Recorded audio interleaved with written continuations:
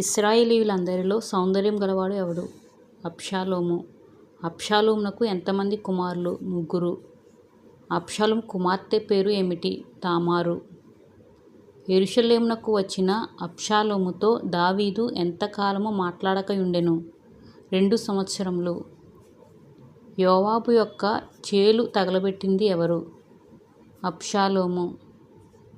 నా యందు దోషమున్న ఎడల నాకు మరణశిక్ష విధించుము అని తండ్రిని వేడుకొన్నది ఎవరు? అబ్షాలోము. న్యాయాధిపతిగా ఉండాలన్న ఆశ కలిగి ఉన్నది ఎవరు? అబ్షాలోము.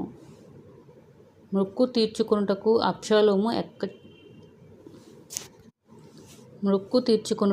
అబ్షాలోము ఎచ్చటికి వెళ్ళెను? హెబ్రోనుకు. అబ్షాలోము ఎంతమందిని హెబ్రోనుకు తీసుకొని వెళ్ళెను? 200 మందిని. దావీదు యొక్క మంత్రి పేరు ఏమిటి? అహీతోపెలు. అహీతోపెలు ఏ ఊరివాడు? గీలో. అహీతోపెలును తనతో పాటు హెబ్రోనుకు తీసుకువెళ్ళింది ఎవరు? అబ్షాలోము. దావీదు మీద అబ్షాలోము కుట్ర పన్నిన స్థలము ఏది? హెబ్రోను. అబ్షాలోమునకు భయపడి దావీదు ఎక్కడికి పారిపోయెను? అరణ్యమునకు. రాజనగరిలో దావీదు ఎంతమంది ఉపపత్నులను ఉంచెను? 10 మంది. దావీదుతో పాటు అరణ్యమునకు వెళ్ళిన పరదేశి ఎవరు? ఇత్తయి.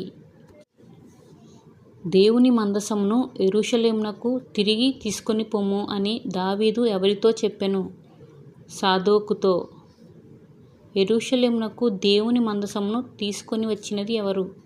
సాదోకు, అబ్యాతారు. సాదోకు కుమారుని పేరు ఏమిటి? అహిమయస్సు. అబ్యాతారు కుమారుని పేరు ఏమిటి? యోనాతాను.